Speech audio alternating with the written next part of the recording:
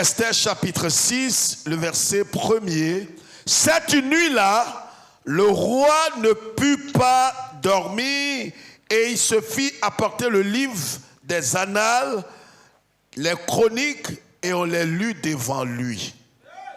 Et l'on trouva écrit ce que Mardoché avait révélé au sujet de Bigdan et de Téresh, les deux eunuques du roi, gardes du seuil, qui avaient voulu porter la main sur le roi Assuérus. Le roi dit: quelle marque de distinction et d'honneur Mardoché a-t-il reçu pour cela? Il n'a rien reçu, répondit ceux qui servaient le roi. Alors le roi dit: qui est dans la cour? Haman était venu dans la cour extérieure de la maison du roi pour demander au roi de faire pendre Mardoché au bois qu'il avait préparé pour lui. Dis que le nom de l'Éternel soit béni. Ce qui a été prévu et préparé pour toi va servir à celui qui a préparé la chose. Je croyais que tu m'avais compris. Veuillez vous asseoir.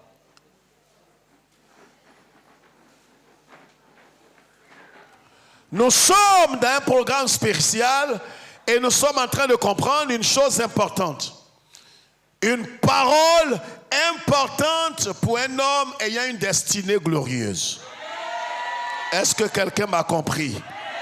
Nous parlons de vainqueur malgré le complot. Il y a un complot ourdi contre ta vie, contre ta destinée, contre véritablement ta maison. Mais une chose que tu dois comprendre, c'est que quand un complot est ourdi, c'est que le Seigneur, non seulement il est informé, il sait ce qui est fait, mais en même temps, il a le plan, il a le secret et il a le nécessaire pour déjouer le plan qui est orchestré contre toi. La Bible parle ici d'Esther. C'est important de le savoir. Quelqu'un peut lever la tête, un homme de destinée. Voilà le livre d'Esther. Vous savez, il peut arriver dans la vie d'un homme, d'un croyant, d'un élu, d'un homme envoyé par Dieu. L'année peut être décrétée ton année. On a vu ici avec l'histoire d'Esther. Le livre d'Esther, quand vous allez lire, ne commence pas par la vie d'Esther. Mais il est dit au chapitre 1, le verset 1, c'était du temps d'Assuérus, de cet Assuérus qui régnait depuis l'Inde jusqu'en Éthiopie sur 127 provinces. Donc, la Bible ne parle pas d'Esther, ne parle pas de la vie d'Esther, du témoignage d'Esther, de l'attitude d'Esther, de l'honneur d'Esther, de l'élévation d'Esther. Lève la tête s'il te plaît. Et c'est une chose que tout croyant véritable doit comprendre. Les choses glorieuses peuvent ne pas commencer avec toi. Mais cela ne veut pas dire que l'année dans laquelle tu te trouves n'est pas ton année. Parce que le livre d'Esther ne commence pas avec Esther. Mais pourtant c'est son livre. Je veux dire à quelqu'un, même si l'année est ton année et que l'année n'a pas commencé avec ton témoignage, mais elle va s'achever avec ton témoignage. Qu'il te soit fait selon ton amen. Le livre d'Esther ne commence pas avec Esther et pourtant c'est elle qui est l'auteur de ce livre. Même quand Dieu a prévu des choses pour toi cette année, l'année peut ne pas commencer avec ta santé, avec une bonne santé, avec une bonne lisibilité, avec une gloire, avec un honneur sur ta vie. L'année même peut commencer avec des difficultés dans ta vie. Et pourtant, c'est ton année. Est-ce que quelqu'un me comprend? Voici l'histoire d'Esther. Et nous revenons encore dans le contexte. Et dans le texte, et non seulement dans le contexte, mais nous revenons dans le thème. Écrit, de l'école de Dieu à la gloire inaltérable. De l'école de Dieu à la gloire inaltérable. Inaltérable. Il y a des gloires qui sont des gloires éphémères. Il y a des gloires qui sont des gloires spontanées, mais pour juste un temps. Il y a des gloires qui sont des gloires bon marché. Il y a des choses, des miracles, de certaines faveurs. Quand tu rentres dans ces choses, tu as l'impression que tu es béni de Dieu. Et c'est pourquoi certaines personnes aiment emprunter des raccourcis pour rentrer dans une gloire éphémère. Mais un véritable enfant de Dieu ne cherche pas à entrer dans une gloire éphémère, un mariage éphémère, un succès éphémère. Il y a des gens avec qui tu as fait l'école. Tu étais les premiers. Dans les devoirs, ils étaient premiers.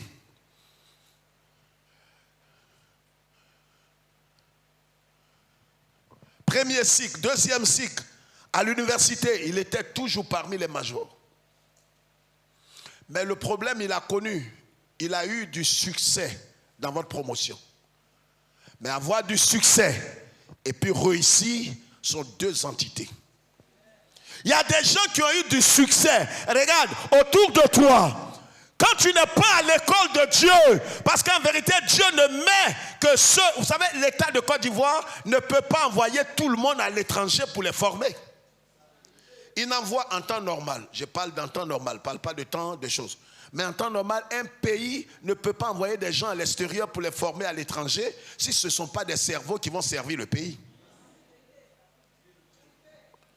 On ne peut pas envoyer des gens, excusez-moi l'expression, mais des gens qui ne servent à rien, des bons à rien. Non, quand l'État investit en toi, c'est que tu as du talent, tu as de l'intelligence, tu as de la capacité, tu as de la valeur. Et tu vas te former et quand tu reviens, tu deviens une bénédiction, une source de bénédiction pour le pays. Mais Dieu ne peut pas te mettre à l'école si toi, ton avenir est derrière toi. Il ne met que ceux qui ont un mandat divin dans son école. Parce que l'école où il va te faire passer, si tu n'es pas destiné à cette école, tu seras le premier à abandonner les bancs, à quitter l'école. Même il y a des pasteurs qui ne passent pas à l'école de Dieu. Parce que Dieu n'a rien à faire avec eux. Il ne les a pas appelés. Ils ont pris le titre de force. Donc il y a des leaders, il y a des anciens, il y a des chrétiens de nom, même des chrétiens lambda, qui ne peuvent pas passer à l'école de Dieu. Quand Dieu met quelqu'un dans son école, c'est qu'il a un but à atteindre avec lui. C'est pourquoi quand tu vois quelqu'un, tu es là et qui n'est vraiment pas secoué par tout ce que tu vois, laisse-le là où il est là. Tous ceux qui sont à l'école de Dieu, c'est des hommes remués. C'est des hommes, quand tu les regardes, tu te demandes si demain va les trouver. C'est des gens, quand tu les regardes, en vérité, ils sont venus, ils sont au début sans gloire, sans rayonnement. C'est comme l'or. L'or est sans gloire quand on le déterre. C'est pourquoi on le fait passer par le feu pour qu'il retrouve sa gloire. Le Christ lui-même est venu. Quand il est venu, la Bible dit qu'il est apparu. Il est apparu comme quoi? Tu ne lis pas la Bible, tu parles dans ta gorge. Même des pasteurs ne peuvent pas répondre. Jésus est apparu sans quoi? La Bible dit qu'il est venu sans éclat ni gloire. Lisons la Bible. Donc il est apparu sans éclat. Vous savez, une femme peut bien s'habiller, mais elle est sans éclat.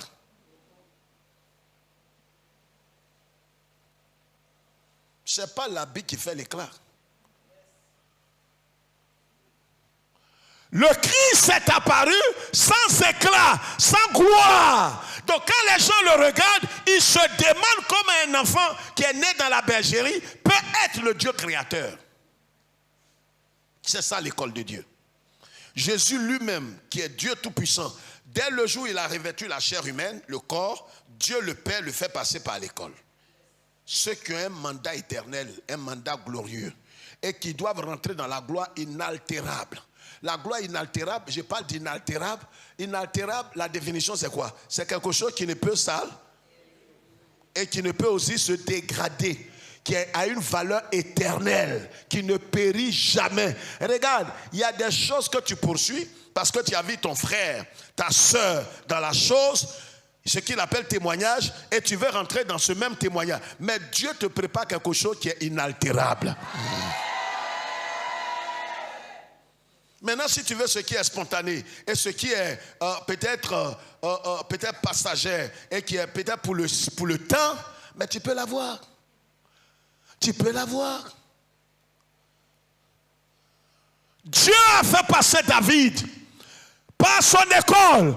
Il fait passer maintenant Esther et Mardochée et le peuple de Dieu. La Bible dit qu'ils ont été déportés. Ils étaient là à Sus. Dans ce pays, ils étaient esclaves, malmenés, incompris, dominés. Et pourtant, Dieu est avec eux. Quand tu es à l'école de Dieu, même étant à l'école de Dieu, Dieu va permettre qu'on forme des complots contre toi.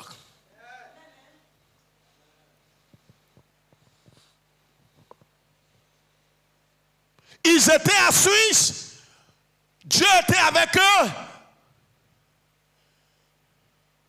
Mais voici un homme de la lignée d'Amalek, il s'appelle Aman, un Agag.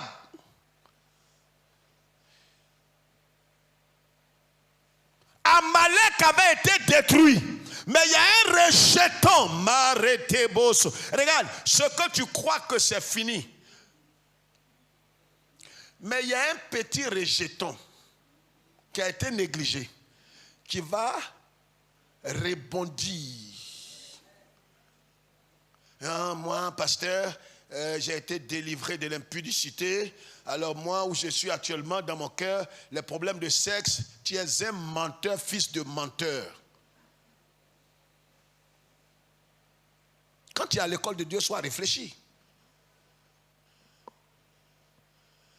Même quand tu crois que tu es délivré, fais attention avec le sexe opposé. C'est pas là que tu vas plaisanter avec le sexe opposé, toi seul.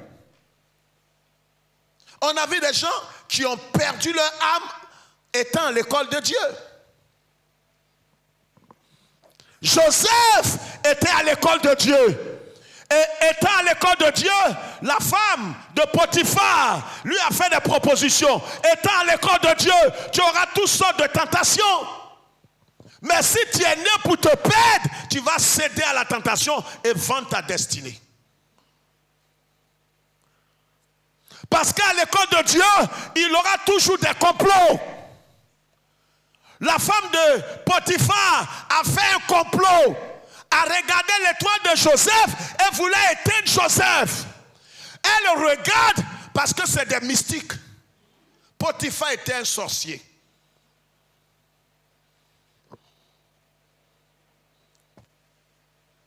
Sa femme consulte. Certainement qu'elle a consulté. Et le marabout, le devin, le charlatan lui a dit, cet homme, le petit que tu vois, votre boy qui est dans la maison, qui est sur la maison,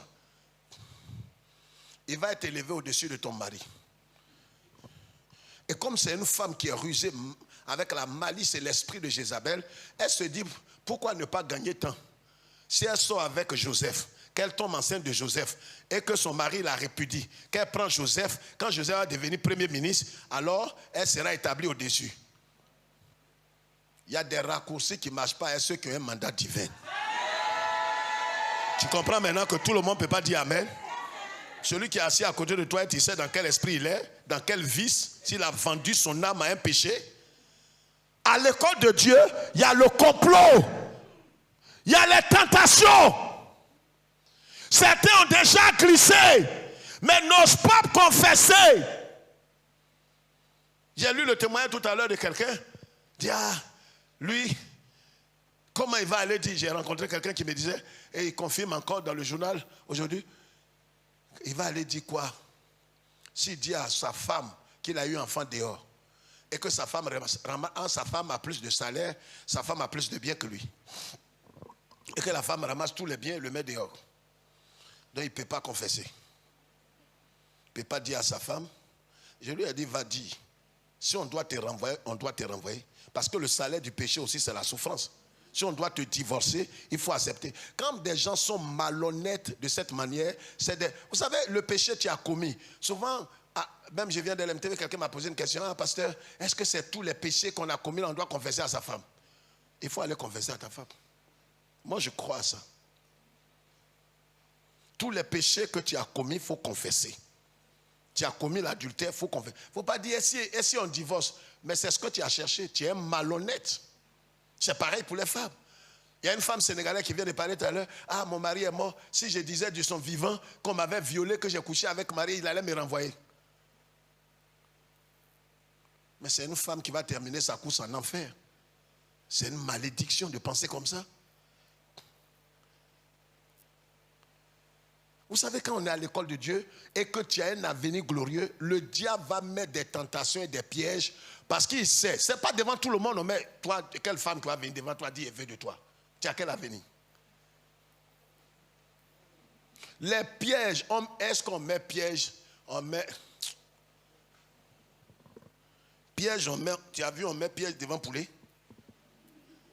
Tous les pièges, on met devant les gibiers. Il faut bien comprendre. C'est pourquoi Satan va mettre piège devant toi. Pourquoi? Toi, tu es dans son camp. Tu as la couleur des chrétiens, mais ton cœur est avec lui. Il met piège devant ceux dont il voit l'étoile. Il veut celui-là. Et ce n'est pas le monde, pas le sexe, pas toutes sortes de tentations. Il va mettre devant toi. Si tu succombes, pour te relever, parce que regarde, la vie de plusieurs personnes dépend de tous ceux qui ont un mandat divin. C'est pourquoi le petit plaisir de sexe que tu vas faire, toi en tant qu'homme ou en tant que femme mariée, mais tu as gâché l'avenir de plusieurs. Même si tu n'as pas confessé, tu resteras tout le temps sous le jugement de Dieu jusqu'à ta mort. Donc c'est pas dit non, moi j'ai péché si il dit ça que mon mari me divorce ou bien ma femme me quitte. Mais tu es malhonnête. Tu meurs dans ça sans confesser, tu vas aller en enfer. Il faut confesser pour qu'on te fasse ce qu'on doit te faire. Quand tu es honnête, quand tu as fait quelque chose, tu assumes. Mardochée, Esther était en déportation. Mardochée, c'est l'oncle d'Esther, son cousin même. Mais comme il est âgé, la jeune fille a perdu ses parents. Arrivé là-bas, Dieu était avec eux. Mais voici un homme qui va se lever en la personne d'Aman. Aman, c'est un Amalécite, un rescapé des Amalécites, que Dieu a dit de détruire sous le ciel.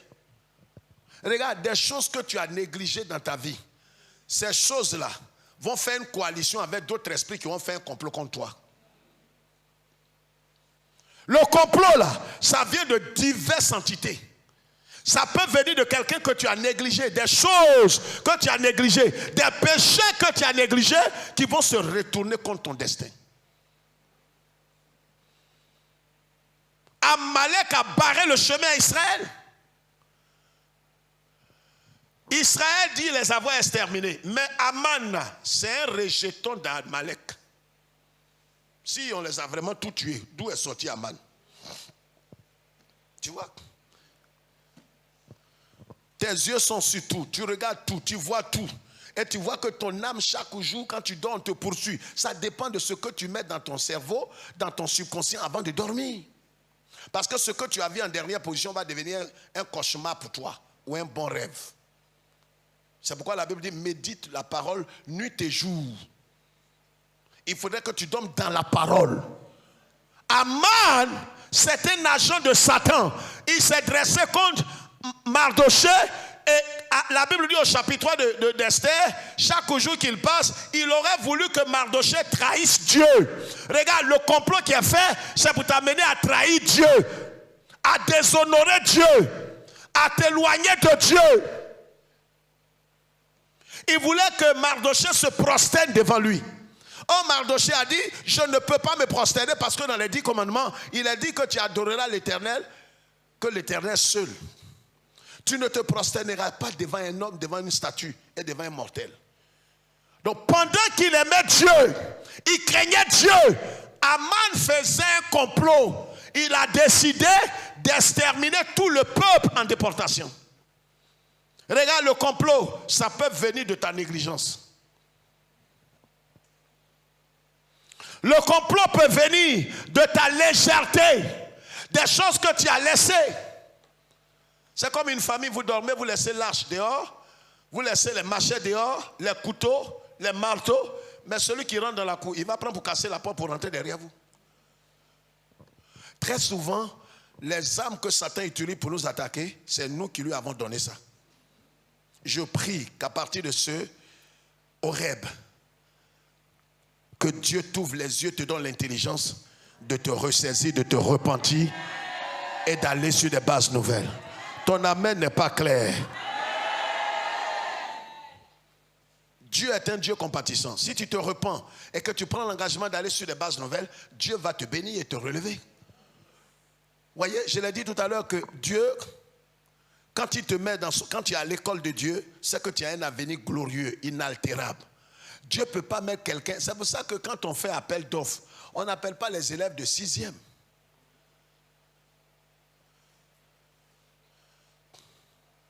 On dit on appelle quelqu'un qui va gérer une grosse boîte et qui fait au moins près de 800 milliards. On ne va pas dans les écoles pour dire, bon, ben, est-ce que quelqu'un veut postuler? C'est quelle folie ça? Il y a des choses pour lesquelles Dieu ne te fait même pas appel. Ce n'est pas ton niveau. Ce n'est pas ton niveau. Toi, tu es à l'école, tu es en 6e. Tu es vieux pour rien. C'est ton corps qui est vieux. Mais ton niveau spirituel est bas. Tu es un petit, un néos. Toi, tu vois esprit, tu appelles tout le monde. Malgré le titre qu'on t'a donné cadeau.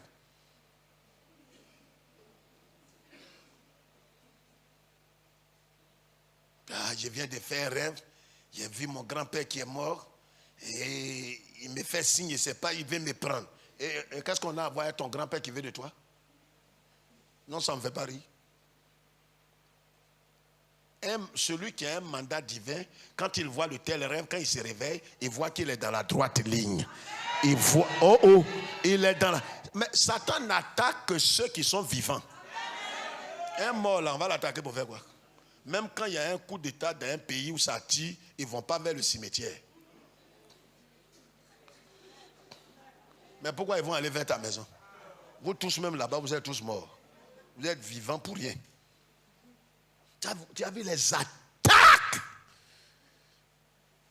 Dans tout le pays, Aman avait les yeux sur Mardoché, qui ne veut pas faire. Regarde, le complot qui est ourdi là, dans toute la famille, peut-être vous êtes 9. Mais regarde, depuis tu étais petit, à l'école primaire, toi-même tu te demandes, tu n'as rien. Ta grande-soeur même déjà est dans la vie active, elle fait les affaires. Mais sa jalousie est sur toi qui est au CP2. Je parle à quelqu'un. Tais-toi, je parle de ceux qui ont un mandat divin.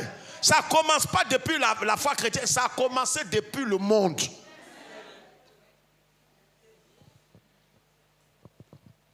Les gens, eux tous, tu es pratiquement comme le plus petit. Mais eux tous ont les yeux méchants rivés sur toi. C'est toi qu'on accuse de tous les maux. C'est toi qui es l'auteur de temps. C'est toi qui es temps. Et pourtant, tu ne te reconnais pas. Mais toi-même, à la fin, tu t'assois, tu pleures, tu dis, mais j'ai fait quoi? Ou bien il n'est même pas, ou bien je ne suis pas de la famille. Non, c'est la même chose qui est arrivée à David. Il ne t'aime pas à cause de ce que tu fais, mais à cause de ce qui est invisible, que toi tu ne vois pas, que eux ils voient. Mais je t'annonce que le complot va changer d'adresse. Qu'il te soit fait selon ton amen ou... Je dis, la direction du complot va changer d'adresse. Vous savez, quand il y a des choses, tu fais, ça ne marche pas. Tu fais, ça ne marche pas. Il lance, ça marche. C'est comme des courriers. On envoie un courrier jusqu'à la personne ne reçoit pas. Il ne répond pas. À un certain moment, tu changes d'adresse. Cette Pâque de cette année, c'est ta meilleure Pâque des 10 dernières années. Parce que le complot va être éventré. Tu es là et puis tu entends des nouvelles. Des gens eux-mêmes se lèvent, ils disent, ah, André, il a fait sur moi. Ils commencent à confesser. Que Dieu le garde en vie. Car c'est devant ces hommes que le Seigneur va dresser une table devant toi. Est-ce que je parle à quelqu'un? Le complot aura lieu. Le complot va se faire. Mais tu sortiras indemne. Tu sortiras plus que vainqueur. Tu sortiras plus que vainqueur. Quand ils ont comploté contre le Shiloh, ils ont comploté contre Jésus. Ils ont menti. Qu'il a dit, il va détruire le temple et il va le rebâtir en 3 jours. Or, le temple en question, les Israélites ont mis 46 ans. 46 ans pour construire le temple. En temps, Jésus, comme ils ne comprennent pas la Bible et la révélation, Jésus était devant le temple, il passait comme ça, et il dit, comme il était devant le temple, il dit, détruisez ce temple, je le rebâtirai en 3 jours. Et tous ont regardé le temple. Et ils ont regardé Jésus. Et regardez le temple. Vous savez, quand quelqu'un, les chrétiens les plus misérables, les plus dangereux, c'est ceux qui viennent constamment à l'église mais qui ne comprennent pas la parole de Dieu, qui tordent le sang de la parole. Ceux-là, il faut les fuir. C'est mieux d'être ami à un musulman qu'à cet homme. Parce que lui, là, il est dangereux. Il peut prendre la Bible pour te tuer. Ce que Jésus a dit là, ils sont allés l'accuser pour ça, pour dire, souverain sacrificateur. Il dit, il va détruire le temple là-haut. Il dit, quel temple? Temple on prie dedans. Il dit, oui. Il dit, il va gâter où? Voilà leur complot. Le Fils de Dieu, il vient, on fait complot contre lui. Et toi qui es le bois sec. Jésus, le Père dit de lui pendant son baptême, c'est mon fils bien-aimé en qui j'ai mis toute mon affection, malgré l'affection de Dieu, l'agrément de Dieu. Mais ils ont fait complot contre lui. Et toi qui as un pied dans Jésus, un pied ailleurs, ils vont t'empoisonner. Jésus a parlé, ils n'ont pas écouté. Ils ont livré même un brigand, ils ont libéré un brigand pour condamner Jésus. Mais vous savez ce qui est bien, je l'ai dit tout à l'heure à la session.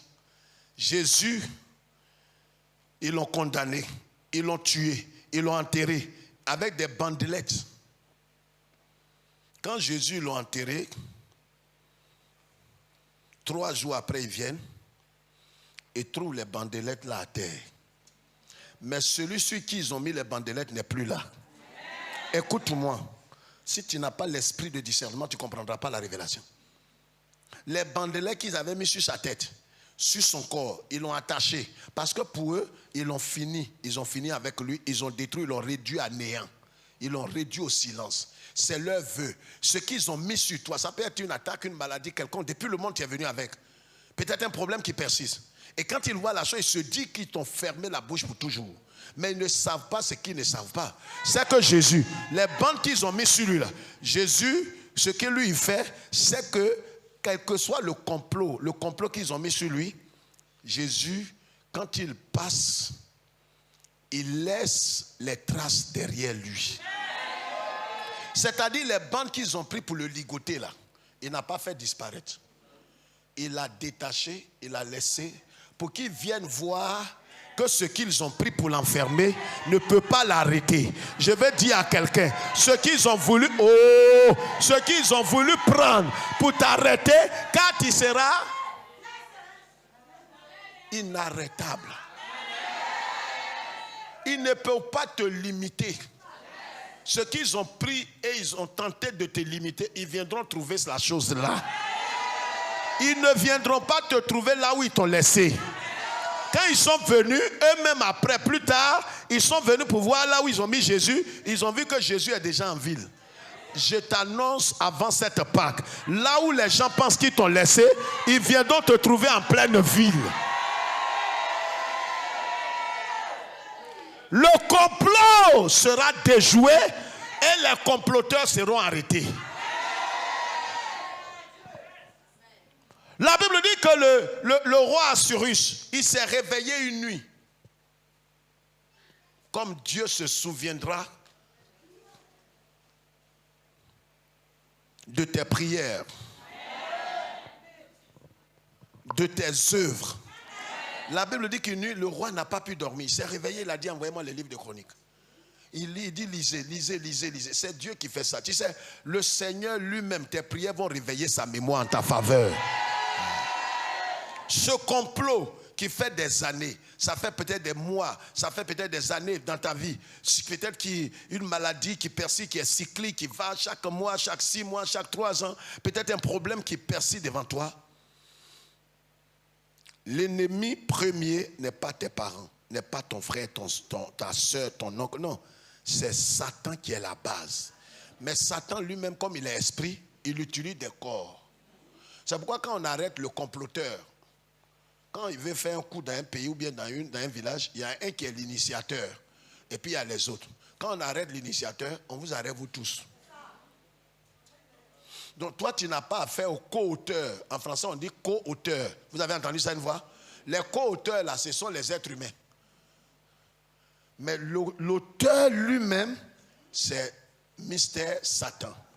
Mais quand on va commencer à le limer, vous qui avez fait, et puis son plan a été foiré là. L'Éternel a. L'Éternel. Si on t'envoie et que tu as fait, et puis on a attrapé le chef, c'est comme les dealers là. Ils t'envoient aller vendre cocaïne. On dit même si on te frappe, il ne faut pas citer son nom. Si tu as cité ton nom, tous les avocats, les juges là, ils les connaissent. Quand on te libère net, ils te tuent en même temps. Satan, il ne fait pas pitié. Donc, c'est pourquoi nous n'avons pas à lutter contre le sang et la chair. Mais ceux pour qui eux, ils travaillent là, celui pour qui eux, ils travaillent là, il va les corriger. Ce n'est pas nous. Le comploteur principal sera mis à nu. Alors le roi se réveille, le complot, vous voyez quand il est à l'école de Dieu. Amen. Amen. Amen. Amen. Le point 1, je vais parler pendant quelques 5 minutes. On va pas, c'est pas parce que c'est un programme, c'est ça, on va aller au-delà. Le point 1, j'ai dit tout à l'heure que le livre d'Esther n'a pas commencé avec Esther, mais va se terminer avec Esther. Et je l'ai dit tout à l'heure que même si l'année est ton année, l'année peut ne pas commencer avec ton histoire, peut ne pas commencer avec ton témoignage, peut ne pas commencer avec quelque chose de glorieux dans ta vie. Mais ce qui est certain, c'est que l'année va se terminer en beauté avec toi. 2. À l'école de Dieu, Esther et Mardochée étaient à l'école de Dieu. Ils ont connu l'esclavage, l'humiliation, l'abaissement. 2e point. Ils étaient dans l'inconnu. Comment des gens avec qui Dieu est, des gens que Dieu garde, bénit, des gens qui ont pour Dieu le Dieu d'Israël, et puis ils sont dans l'informel, dans l'inconnu, c'est eux qui font les sales boulots du pays. Quand vous êtes à l'école de Dieu, il faut accepter là où Dieu vous fait passer. Ce n'est pas d'abord un chemin glorieux, ce n'est pas un chemin d'éclat, ce n'est pas un chemin où là où tu es, les gens vont t'acclamer. Non, là où Dieu va te faire passer, même pour que tu rentres dans le mariage venant de Dieu. Parce qu'il y a des mariages et puis il y a mariage. Avoir un mari et puis avoir un homme, un époux, c'est différent. Tu peux avoir un garçon qui va coucher avec toi légalement et t'a envoyé à la mairie. Mais avoir un époux, un homme selon Dieu qui va te prendre, te chérir, te protéger, c'est différent. Je prie que tu n'es pas un garçon, mais que tu es un époux.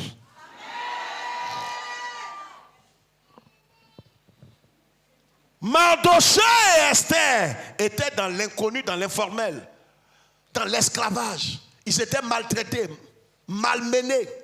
Mais et pourtant Dieu était avec eux. 3e chose que je vais souligner. Mardochée avait sauvé la vie du roi, mais il n'a rien reçu en retour. Il n'a pas été récompensé, il n'a pas été honoré, il n'a pas été distingué. Regarde, à l'école de Dieu, tu peux faire le bien, honorer Dieu, servir Dieu et ne pas avoir ce que tu devrais avoir après avoir accompli de telles choses. Est-ce que je parle aux élus? Ta voix doit être différente des autres. Je dis, tu peux servir Dieu, tu peux avoir posé un acte très fort dans la maison de Dieu, dans ta vie, dans ton service. Et puis quand tu regardes, tu ne vois rien de concret que Dieu est en train d'accomplir dans ta vie. Mais pas pour autant que Dieu a oublié. Mardochée a déjoué un coup d'État.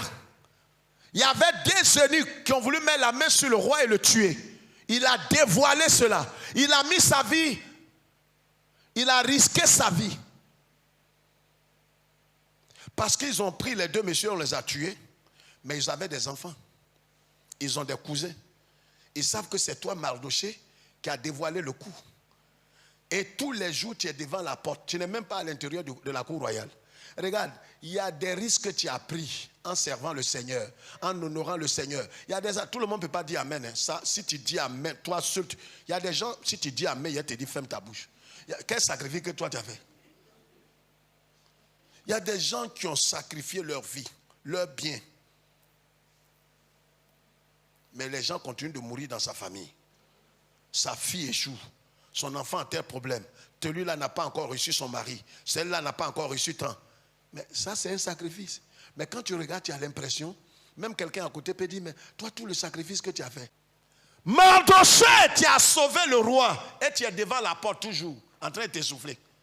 Les gens rentrent. Ils disent, bâtard, c'est toi qui as dévoilé le coup d'état là? Et tu as eu quoi? Bateau. Quand tu as dévoilé, nous-mêmes, on voulait te nommer ministre de la sécurité. C'est ça que Bigand voulait faire. Mais ta bout, tu es esclave. Tu n'es pas chez toi. Boyorojan. Tu n'es pas chez toi. Et puis tu es esclave. Et ta bouche ne porte pas. Est-ce que tu sais que quand on veut t'humilier, mais qu'est-ce qu'ils n'ont pas dit à Mardoché? Il peut même venir de loin montrer au petit-fils de ceux, les deux qu'on a pendus là. Dire, voilà le monsieur qui a... Oui, lui qui me regarde. C'est lui. Tu me regardes pour rien. Ce sont les petits-enfants des gens que tu as dévoilés, on les a pendus là. Esclaves. Tôt ou tard, ils vont se venger. Tous les jours, il est devant la porte. Il risque sa vie. Il y a des actes qu'il a posés. On t'a dit, si tu te sanctifies et que tu quittes ce monsieur-là, que tu quittes dans l'adultère, dans l'impudicité, Dieu va t'ouvrir une porte. Ça fait 9 ans. Tu t'es sanctifié. À la fin, tu dis, les pasteurs, c'est des menteurs. Si je savais, j'allais rester dans le concubinage. J'allais rester avec mon copain. Il était avec moi, il n'y avait rien de mauvais. Il payait ma maison 200 000. Pour m'a dit, paye. On m'a dit de laisser que Dieu va m'ouvrir une porte. Où est porte là? Où est porte là? Où est porte là? Où est porte?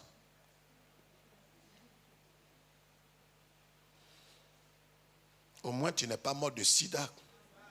Mais comme tu es ingrate, tu ne peux pas dire ce volet-là. J'ai quitté ça là, j'ai gagné quoi? J'avais un dépôt de boissons, de bière, l'homme fort. On m'a dit, on ne vend pas bière quand tu es chrétien. On ne vend pas bière. Mais si tu dois vendre, bois aussi. Et donne à tes bébés. Fais biberon avec. Quelque chose tu ne bois pas, mais c'est toi qui vends. Je n'ai pas parlé. Fais ce que tu veux de ta vie. J'ai laissé boisson là maintenant. Venez m'aider. Venez m'aider maintenant. Qui n'a qu'à t'aider? Péché, tu as laissé qui te conduisait en enfer. Là. Tu as laissé, on n'a qu'à mettre bâche pour danser. Et il y a des femmes, tu les vois, elles sont aigries, toujours sur les nerfs, le visage déformé. Qu'est-ce qu'il y a? Un pasteur, tu ne te souviens pas? Quand il était venu, il y avait un monsieur qui me descendait, c'était un homme marié. Et on m'avait dit de rompre tout lien, de rompre tout lien. J'ai rompu maintenant, ça fait 9 ans ici avec vous, bon, je ne vois rien. Faites accélérer les prières pour moi. Je ne prie plus pour toi. Il faut aller être la femme de plusieurs hommes. Et tu vas, ton âme chétive là, tu vas emmener ça en enfer. Quand tu quittes le péché, tu rends service à qui? À toi-même. Dieu ne te doit rien. Mardoché rend service. Il n'est pas allé voir le roi pour réclamer. Voyez, troisième chose, donc il a rendu service, il a sauvé le roi sans rien demander en retour. Il avait renoncé à ses droits, il a risqué sa vie pour rien. Il pouvait être même tué par les enfants. Quatrième chose,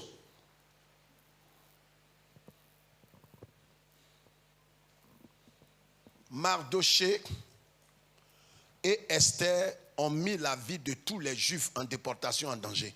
Parce que quand tu es étranger, que tu t'immisces dans les affaires du pays, tu mets tous tes compatriotes en danger. C'est vrai ou bien c'est faux? Parce que tout le pays a appris que c'est Mardoché qui a fait déjouer le complot. Il pouvait tuer les Juifs qui étaient en ville. Mardoché avait renoncé à ses droits. Il a renoncé à ses droits, renoncé à son honneur, renoncé à tout. Mais la finalité, qu'est-ce qui va se passer? Le roi a parlé, Dieu a touché son cœur, et c'est pourquoi ce soir je vais dire à quelqu'un, ayant un mandat divin, le complot ourdi contre toi sera éventré, et non seulement le complot sera dévoilé, mais ceux-mêmes qui sont tapis dans l'ombre, qui sont invisibles, qui sont l'auteur de ce complot-là, Dieu sait comment il va traiter avec eux. Donc ce n'est pas à toi d'envoyer le feu sur quelqu'un. N'envoie pas feu sur quelqu'un.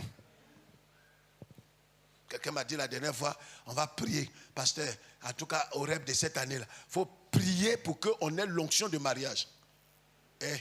On ne dit pas ça ici. Il n'y a pas onction de mariage, c'est une hérésie. Il n'y a pas onction de mariage qui va descendre sur toi. Souvent, c'est manque de connaissance là qui fait vous fait dire des choses. Il n'y a pas onction de mariage. On allait te partager. Il n'y a pas onction de richesse. Il n'y a pas onction de temps. Il y a l'onction qui est la capacité divine que Dieu donne pour le service. Mais onction de mariage, ça n'existe pas. C'est une hérésie, c'est une fausse doctrine. Donc, souvent des frères en parlent, des sœurs peuvent en parler, mais comme ils ne connaissent pas l'écriture, on ne peut pas se plaindre. Mais maintenant, je vous ai instruit.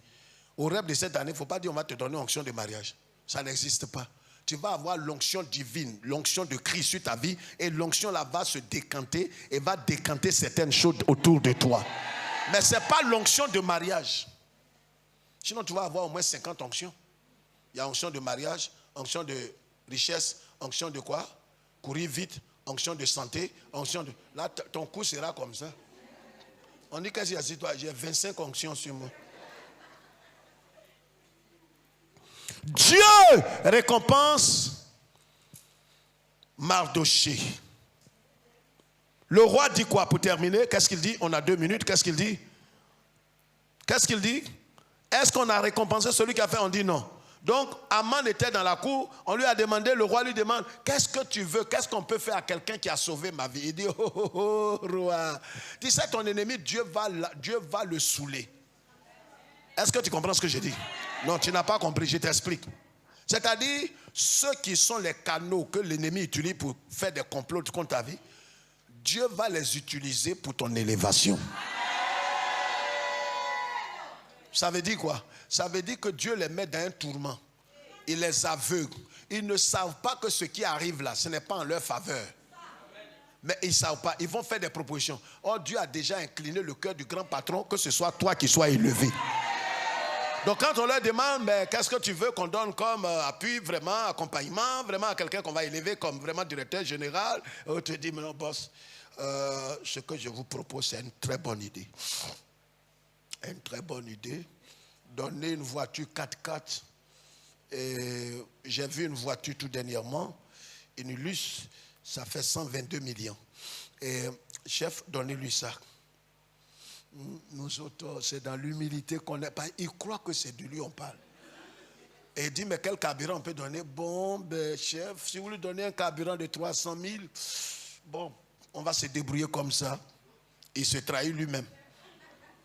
Troisième chose, est-ce qu'on peut accompagner avec quand même des dons alimentaires? Bon, il a au moins 5 sacs de riz avec des choses, mais on va se débrouiller avec. On va se débrouiller, on n'a pas dit c'est toi. Et le roi dit, tu vois, ce que tu as dit là, il y a un jeune qui est là, il s'appelle Mardoché. Il dit quoi? Quoi? Ton élévation va évanouir des gens. J'ai dit, le jour de ton mariage, j'ai une de mes soeurs avec qui j'ai grandi.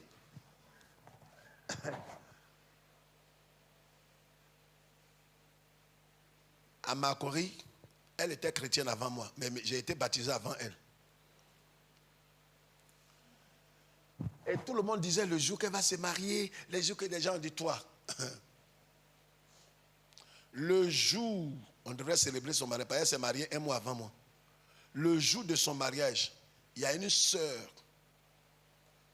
qui était à l'église. Quand on a annoncé que ma sœur là va se marier, elle est tombée dans la cour, elle s'est évanouie. Elle était au nombre de ceux qui passaient de département en département pour dire aux gens de ne pas épouser cette sœur-là. Et quand donc, le fiançailles, elle n'a pas su. C'est le jour du mariage qu'on a dit tout. Elle est tombée. Parce que la jeune fille là, m'a invité à manger avec le fiancé de ma soeur. Là, sans savoir, parce qu'elle croyait que mon ami, là, le fiancé de ma soeur, là, allait l'épouser. Donc elle nous invite à aller manger foutu chez elle. Et comme je sais tout, je m'en vais manger aussi. Mais je savais que mon ami là n'avait pas d'intention pour elle. Le jour qu'on a dit, bon, monsieur Tan avec mademoiselle Tan vont se marier, elle est tombée, s'évanouie. On l'a pris à SAMU. Quand elle s'est réveillée à l'hôpital, elle dit ce que j'ai appris là, c'est vrai ou bien c'est faux? On dit, ah c'est vrai. Ah Jésus, mon cœur, mon cœur. J'ai dit, le jour de ton mariage, certains vont s'évanouir. Parce qu'ils ont cru dans leur petit cœur là, que tu allais rester comme ça. Le jour où on va annoncer que toi là, est-ce que vous savez, je vais vous dire quelque chose. Il y a des futures mères parmi nous. Mais ce n'est pas peut-être demain, mais tu peux être mère, indépendant. Et puis avec toi, on a le terrain. N'ayez pas peur d'aller vous inscrire à l'ENA. On doit avoir au moins, d'ici 2026, on doit avoir au moins 2 sous-préfets. Je parle à quelqu'un. On doit avoir au moins des sous-préfets, des commandos. On doit avoir des agents partout maintenant. Mardoché, le roi l'a élevé. Il a dit à Aman, va mettre le cheval là. Et puis mets tout. Et puis les habits là, il faut mettre ça à terre. Et puis il va marcher dessus. Aman ne croyait pas. Le lendemain, la reine Esther, maintenant elle est reine, elle a fait un grand repas, un dîner, festin. Le roi est venu pour manger. Le roi en allant est parti avec Aman. Vous savez, quand Dieu veut te finir avec toi, il t'élève plus haut. Il y a des élévations, ce n'est pas bonne élévation. C'est comme... Hein? Tu voyais des gens, ils grossissent comme ça. Hein? Et il est tout... Hein? Dans ma culture, on dit quand tu es rassasié, tu crois que tu as grossi. Tu es rassasié, tu n'as pas grossi. Demain, quand tu vas aller aux toilettes, tu vas voir. Tu vas reprendre ta forme initiale. Que Dieu nous bénisse. Et la fin, lis ce verset-là. Levez-vous, levez-vous. Il est 19h. Levez-vous. Esther 7, versets 9 et 10. Allons-y, pasteur. Et Abona, l'un des eunuques, dit en présence du roi. Voici le bois préparé par Malabokot. Regarde, eux-mêmes, lui-même, Aman, il a préparé le bois de son assassinat. C'est-à-dire ce que ton ennemi est en train de faire. C'est pourquoi ne gaspille pas ta salive. N'envoie pas feu sur lui. Lui-même, il a déjà creusé sa tombe. Qu'il te soit fait selon ton amen. Non, maintenant, là, je ne me fatigue plus. Amen, c'est ainsi soit-il. Mais quelqu'un qui n'a plus rien. Donc, quand tu dis ainsi soit-il, lui-même, il te regarde. J'ai dit, ton ennemi, là, tu n'as pas besoin de dire qu'il meurt. Lui-même, il a déjà creusé sa tombe. Pasteur, termine. Voici le bois préparé par Aman. Qui a préparé son bois? C'est qui? Est-ce que c'est Mardoché qui a préparé le bois pour pendre Aman? Aman lui-même était tellement sûr. Il avait préparé ce bois-là pour pendre Mardoché. L'âme qu'ils ont forgée contre toi va retourner contre eux. Ce n'est pas toi qui le dis. Je sais pas, tu n'as même pas besoin de dire retour à l'envoyeur. Le bois que Aman a fait là, comme ils l'ont attrapé, on dit bon, le roi même dit allez préparer. On dit non roi, ça ne vaut pas la peine. Sa propre main a fait un bois. Ses propres mains ont fait bois où on doit pendre Mardoché. Mais comme Mardoché ne peut plus être pendu, il faut qu'on pende quelqu'un. Ses propres mains sont en train de préparer le papier et le bic qu'on va signer pour le renvoyer. Je parle, cette parole est pour quelqu'un. Ils sont en train de comploter pour ne pas te donner le marché. Mais il complote pour que lui-même, on l'enlève dans l'activité pour toujours.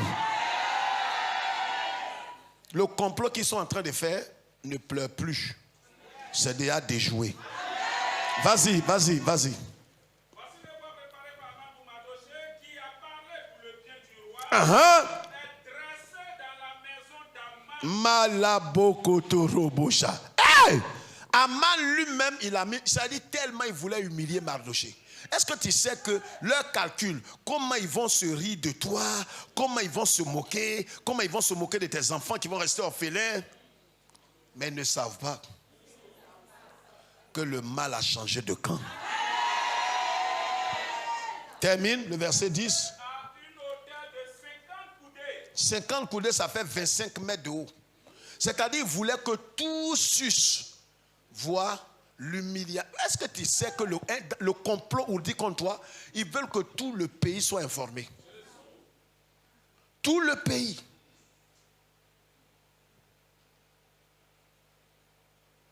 Que tout le pays soit informé.